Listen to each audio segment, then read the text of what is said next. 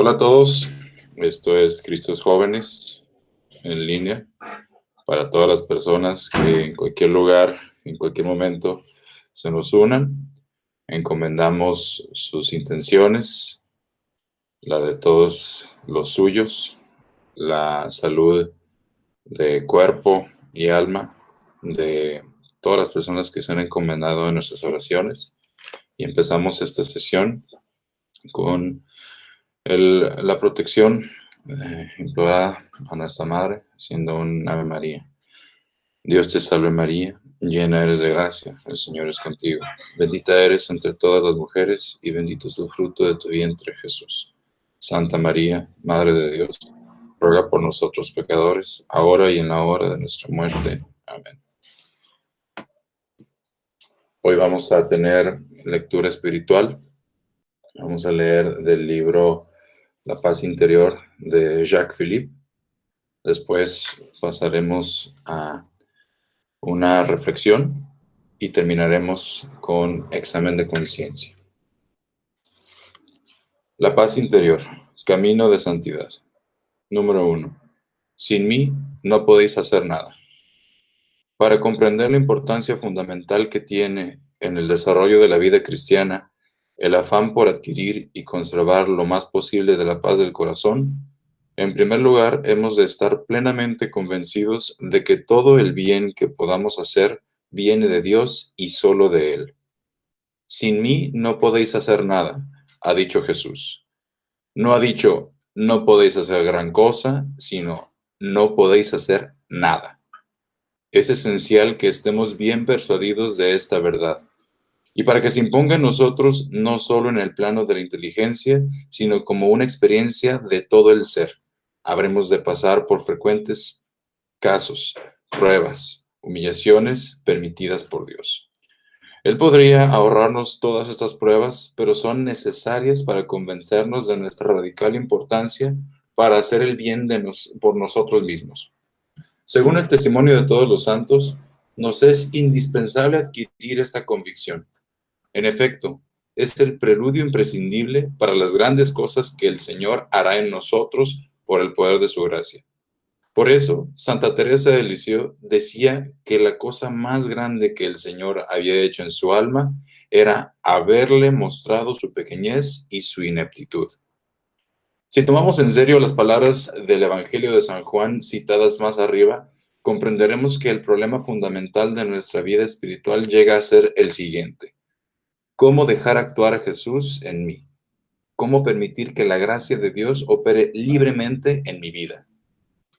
A eso debemos orientarnos, no imponernos principalmente una serie de obligaciones, por buenas que nos parezcan, ayudados por nuestra inteligencia, según nuestros proyectos, con nuestras actitudes, etc.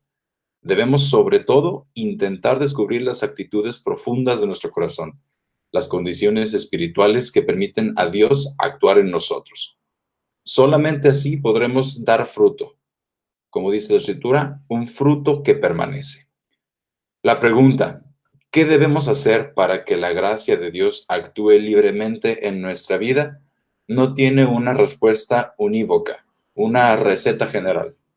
Para responder a ella de un modo completo, sería necesario todo un tratado de vida cristiana que hablara de la plegaria, especialmente de la oración, tan fundamental en este sentido, de los sacramentos, de la purificación del corazón, de la docilidad al Espíritu Santo, etc., y de todos los medios por los que la gracia de Dios puede penetrar más profundamente en nuestros corazones. En esta corta obra no pretendemos abordar todos los temas, solamente queremos referirnos a un aspecto de la respuesta a la pregunta anterior. Hemos elegido hablar de él porque es de una importancia absolutamente fundamental. Además, en la vida concreta de la mayor parte de los cristianos, incluso muy generosos en su fe, es demasiado poco conocido y tomado en consideración. La verdad esencial que desearíamos presentar y desarrollar es la siguiente. Para permitir que la gracia de Dios actúe en nosotros y con la cooperación de nuestra voluntad, de nuestra inteligencia y de nuestras aptitudes, por supuesto, produzca todas esas obras buenas que Dios preparó para que por ellas caminemos, es de la mayor importancia que nos esforcemos por adquirir y conservar la paz interior, es decir, la paz de nuestro corazón. Para comprender esto, podemos emplear una imagen, no demasiado forzada, como todas las comparaciones, que podrá esclarecerlo. Consideremos la superficie de un lago sobre la que brilla el sol. Si la superficie de ese lago es serena y tranquila, el sol se reflejará casi perfectamente en sus aguas y tanto más perfectamente cuanto más tranquilas sean.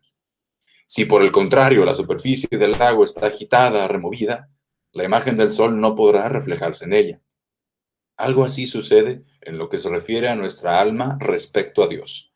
Cuanto más serena y tranquila está, más se refleja Dios en ella, más se imprime su imagen en nosotros, mayor es la actuación de su gracia. Si al contrario, nuestra alma está agitada y turbada, la gracia de Dios actuará con mayor dificultad. Todo el bien que podamos hacer es un reflejo del bien, con B mayúscula, esencial, que es Dios. Cuanto más serena, ecuánime y abandonada esté nuestra alma, más se nos comunicará ese bien. Y a través de nosotros, a los demás. El Señor dará fortaleza a su pueblo, el Señor bendecirá a su pueblo con la paz, dice el Salmo 29. Dios es el Dios de la paz. No habla ni opera más que en medio de la paz, no en la confusión ni en la agitación. Recordemos la experiencia del profeta Elías en el Horeb. Dios no estaba en el huracán, ni en el temblor de la tierra, ni en el fuego, sino en el ligero y blando susurro. Con frecuencia nos inquietamos y nos alteramos pretendiendo resolver todas las cosas por nosotros mismos, mientras que sería mucho más eficaz permanecer tranquilos bajo la mirada de Dios y dejar que Él actúe en nosotros con su sabiduría y su poder infinitamente superiores. Porque así dice el Señor, el Santo de Israel: en la conversión y en la quietud está vuestra salvación, y la quietud y la confianza serán vuestra fuerza, pero no habéis querido. Bien entendido, nuestro discurso no es una invitación a la pereza o a la inactividad, es la invitación a actuar mucho en ciertas ocasiones, pero bajo el impulso del Espíritu de Dios, que es un espíritu afable y sereno, y no en medio de ese espíritu de inquietud, de agitación y de excesiva precipitación que con demasiada frecuencia nos mueve. Ese celo, incluso por Dios, a menudo está mal clarificado. San Vicente de Paúl, la persona menos sospechosa de pereza que haya existido, decía: el bien que Dios hace, lo hace por Él mismo, casi sin que nos demos cuenta. Hemos de ser más pasivos que activos. Número 2. Paz interior y fecundidad apostólica. Hay quien podría pensar que en esta búsqueda de la paz interior, esta búsqueda de la paz interior es egoísta. ¿Cómo proponerla como uno de los objetivos principales que nuestros esfuerzos cuando hay en el mundo tanto sufrimiento y tanta miseria? En primer lugar, debemos responder a esto que la paz interior de la que se trata es la del Evangelio. No tiene nada que ver con una especie de impasibilidad, de anulación de la sensibilidad o de una fría indiferencia encerrada en sí misma, de las que podrían darnos una imagen las estatuas de Buda o ciertas actitudes del yoga. Al contrario, como vemos a continuación, es el corolario natural de un amor, de una auténtica sensibilidad ante los sufrimientos del prójimo y de una verdadera compasión, pues solamente esta paz del corazón nos libera de nosotros mismos, aumenta nuestra sensibilidad hacia los otros y nos hace disponibles hacia el prójimo. Hemos de añadir que únicamente el hombre que goza de esta paz interior puede ayudar eficazmente a su hermano. ¿Cómo comunicar la paz a los otros si carezco de ella? ¿Cómo haber paz en las familias, en la sociedad y entre las personas si en primer lugar no hay paz en los corazones? Adquiere la paz interior y una multitud encontrará la salvación a tu lado, decía San Serafín de Sarov. Para adquirir esta paz interior, él se esforzó por vivir muchos años luchando por la conversión del corazón y por una oración incesante. Tras 16 años de fraile, 16 como eremita y luego otros 16 recluido en una celda, solo comenzó a tener una influencia visible después de vivir 48 años entregado al Señor. Pero a partir de entonces, ¿qué frutos? Miles de peregrinos se acercaban a él y marchaban reconfortados, liberados de sus dudas e inquietudes, descifrada su vocación y curados en sus cuerpos y en sus almas. Las palabras de San Serafín atestiguan su experiencia personal, idéntica a la de otros muchos santos. El hecho de conseguir y conservar la paz interior, imposible sin la oración, debiera ser considerado como una prioridad para cualquiera, sobre todo para quien desee hacer algún bien a su prójimo. De otro modo, generalmente no habrá más que transmitir sus propias angustias e inquietudes. Muchas gracias. Vamos a ver el tema sobre los pecados mortales y veniales. ¿Okay? Primero que nada, vamos a comprender que dentro de cada uno de nosotros existen 3 fuentes de donde puede inspirarse un pensamiento. Tenemos la primera opción, que puede ser un pensamiento propio, quiere decir que viene de nosotros mismos, que viene de nuestros gustos, de nuestras emociones, de nuestros sentimientos, de nuestros deseos.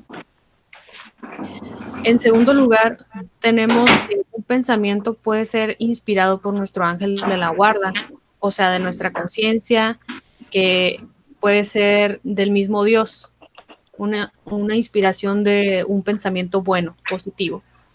Y por tercer lugar, tenemos que puede ser un pensamiento que provenga de una inspiración del demonio, un pensamiento de obrar el mal. Entonces, para comprender esto, o sea, se necesita primero explicar esto, ¿no? Que un pensamiento puede venir de estas 3 fuentes. Entonces, ahora sí vamos a proceder a desarrollar el tema de los pecados veniales y mortales.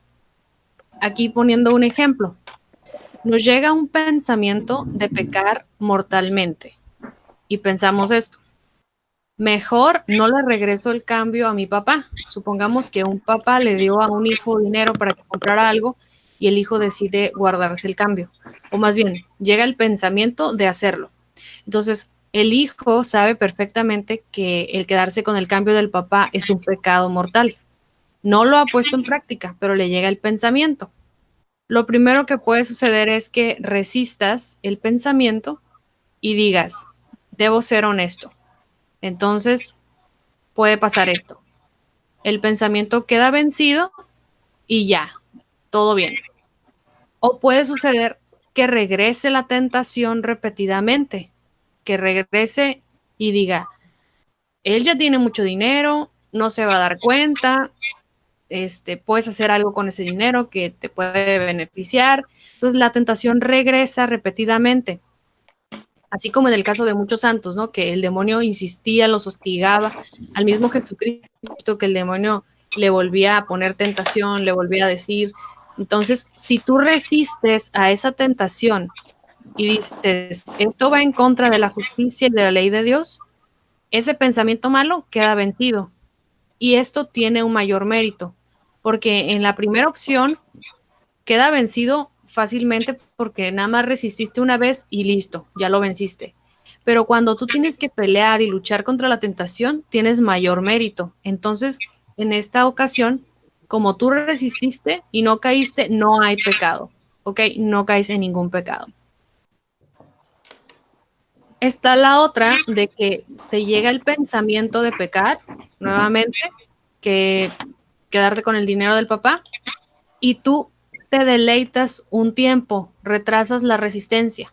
Entonces puedes decir, uy, pues sí me puedo comprar esto que no he podido comprarme, a lo mejor y puedo ahorrarlo para un viaje o algo. Entonces tú ya te deleitaste, lo saboreaste, pero después resististe y dijiste, pues no quiero traicionar a mi padre ni a mi conciencia. Entonces al final vences el mal pensamiento, pero como te deleitaste y te retrasaste en poner resistencia, generas un pecado venial. ¿Ok? En la primera opción no había ningún pecado, pero ahora ya hay un pecado venial, que es un pecado menor, no es grave como el mortal. Incluso puedes hacer una comunión sacramental. Hay varias formas en cómo el pecado venial se puede perdonar, pero es para darnos cuenta de que estamos cayendo ya. Una persona que suele caer en pecados veniales seguido, pues a la larga va a perder la resistencia a la voluntad, o sea, va a perder su voluntad de resistir al pecado o a cualquier tentación. Entonces, cuando venga una tentación más fuerte, vas a estar débil y va a ser más fácil que caigas. Aquí tenemos el mismo ejemplo.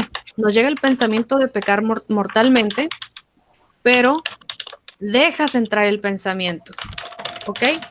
Entonces dices, pues me puedo comprar esto, al cabo que casi nunca me compra nada mi papá. Entonces tú ya, digamos, ya dejaste entrar el pensamiento y ya empezó a hacer raíces en ti. Entonces, una puede ser que tienes la intención de ponerlo en obra si es que se puede. O sea, me lo voy a guardar y si no me dicen nada, pues ya me lo quedé.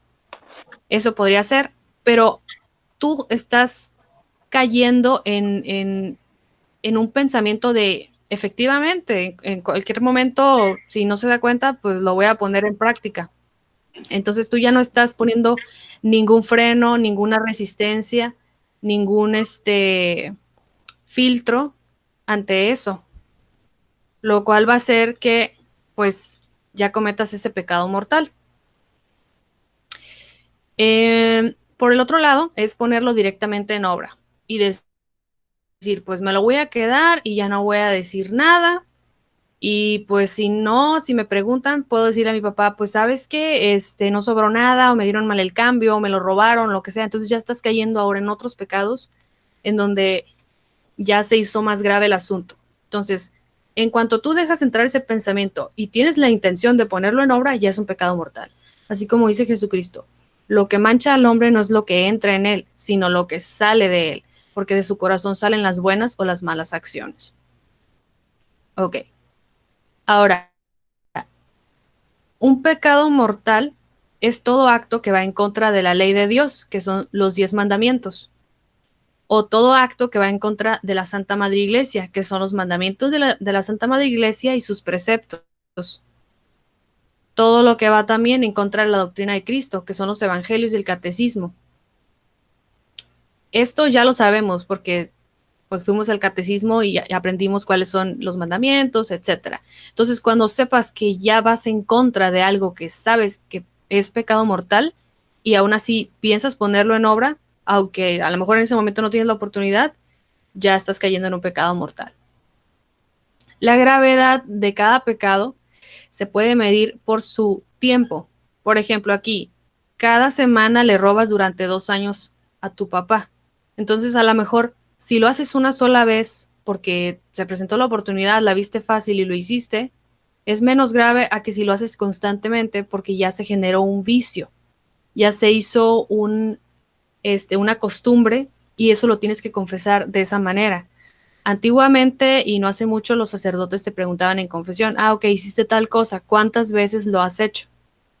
A veces ya no se pregunta, pero es necesario que nosotros lo digamos, porque entonces el sacerdote ya tiene a consideración que penitencia dejarte. También la gravedad del pecado se mide por la intención.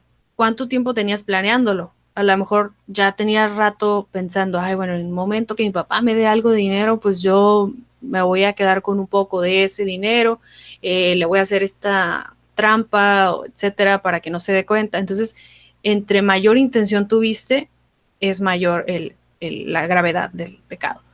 Y por último, por mayor daño al prójimo y a uno mismo. Pues ya pecar ya es hacerse daño a uno mismo, ¿no? Porque estás condenándote a muerte, una muerte espiritual. Y también el daño que le pudiste causar. Por ejemplo, tu papá a lo mejor ya contaba con ese dinero para algún gasto de la casa, a lo mejor para pagar el teléfono.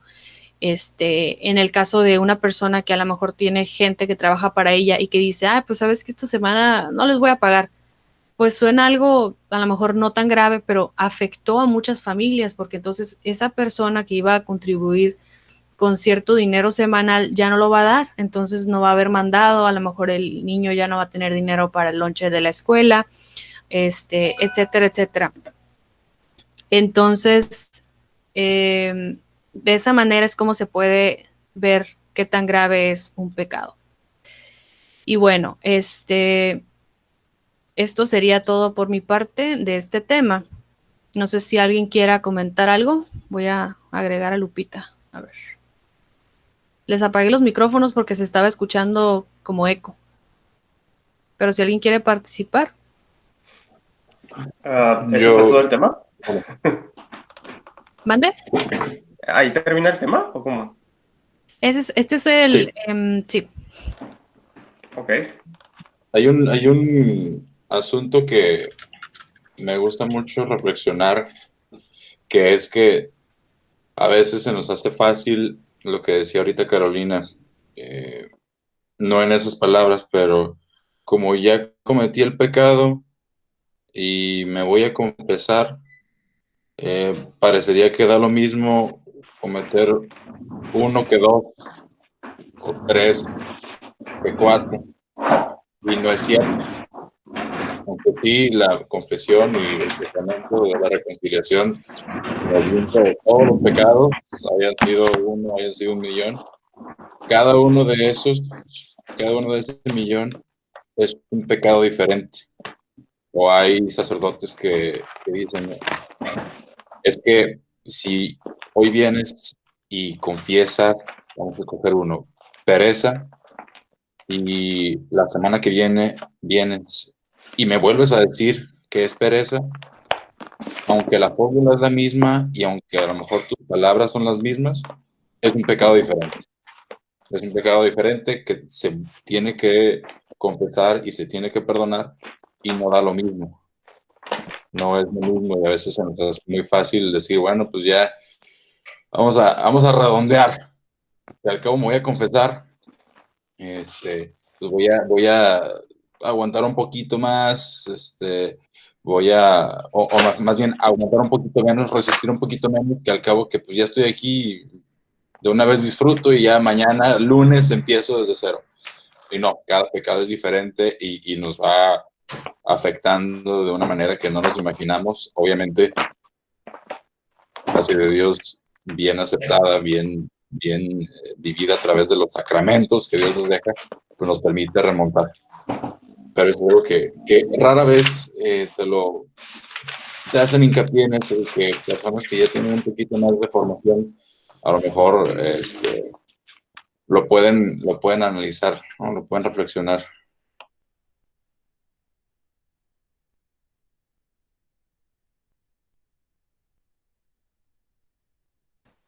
Muy bien. ¿Alguien tiene otro comentario que quiera hacer?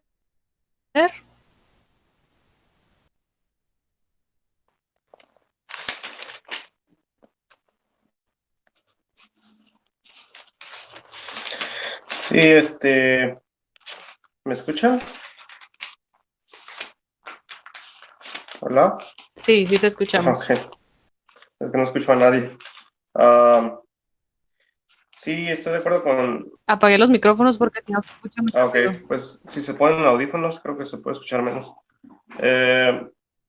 Creo que... Elena se salió. Estoy de acuerdo con lo que dice Chava, que tenemos que ser un poco más específicos en la confesión, sobre todo porque, pues como tú le explicaste, ¿no? O sea, el pecado tiene su gravedad y uno tiene que decir los detalles suficientes para que el sacerdote sepa la gravedad. Obviamente no hay que dar detalles minuciosos, ni tampoco contarle todo el chisme, ¿verdad? Pero sí, tomando en cuenta lo que dijiste, de analizando la gravedad por el tiempo, por la intención, por las circunstancias, que el Catecismo de la Iglesia habla, el de San Juan Pablo II, habla de las tres características para analizar la gravedad, ¿no? El objeto de la acción, o sea, qué es lo que hiciste, cuál fue tu intención al hacerlo y las circunstancias. A lo mejor en las circunstancias podría entrar lo que tú mencionabas del tiempo que llevas haciéndolo, ¿cuál era el otro? ¿Qué tanto dañaste al prójimo? Sí, o sea, no, como dicen, no es lo mismo, por ejemplo, el pecado puede ser, por ejemplo, robar, como mencionabas, pero la intención, a lo mejor la intención buena no quita el mal de la acción, de robar, ¿no? Pero si aparte de robar lo hiciste con mala intención, entonces es todavía más grave. Y aparte, las circunstancias, ¿no? Como decías, ¿cuánto tiempo llevas haciéndolo? No es lo mismo robar 10,000 pesos que robar 1,000,000 de pesos, o no es lo mismo robarle a alguien de buena posición económica que robarle al más pobre de la ciudad, ¿no? O sea, hay gravedades. Entonces, y por eso también se habla de los castigos del infierno que tienen niveles, ¿no? O sea, de acuerdo a la gravedad de los pecados.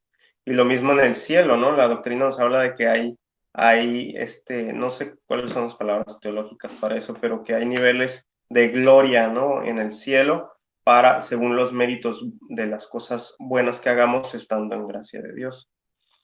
Entonces, eso es lo que quería comentar de lo que dijo Chava. Y lo que decías es muy importante, lo de las tentaciones que vamos, como que Marino Restrepo les llama que tentaciones consentidas, o sea, tentaciones consentidas parcialmente, ¿no? Que dices, no caí en pecado grave, pero estuve jugando con la idea, entonces eso se va acumulando en el corazón, ¿no? Puede llegar a ser pecado venial, o puede que no sea pecado venial, pero ya jugaste con la idea en tu corazón.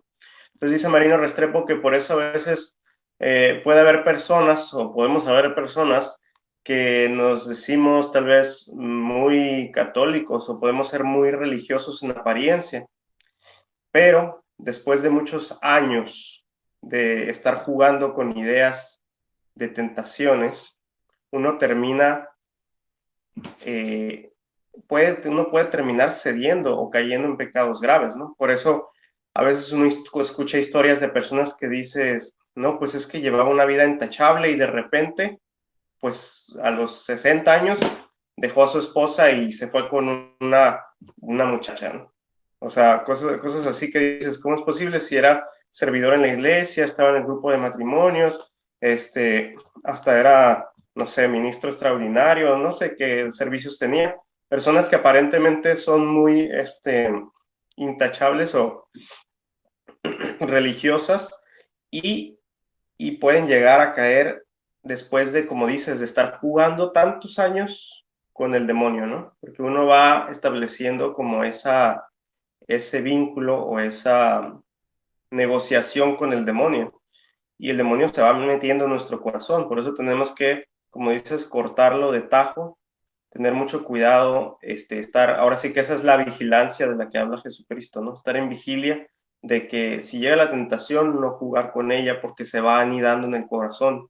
Y a veces es tan sutil que pueden pasar años. El demonio no tiene prisa, ¿no? El demonio no tiene prisa en hacernos caer en pecado grave ni en condenarnos al infierno. El demonio se puede tomar años en estructurar cómo nos va a derrumbar. Entonces, por eso no es de que, ay, pues estoy bien, llevo una vida sin pecado grave, sí, pero como dices, ¿no? Como dice Caro, ¿qué tanto estamos jugando con las tentaciones? Y bueno, eso era lo que quería comentar.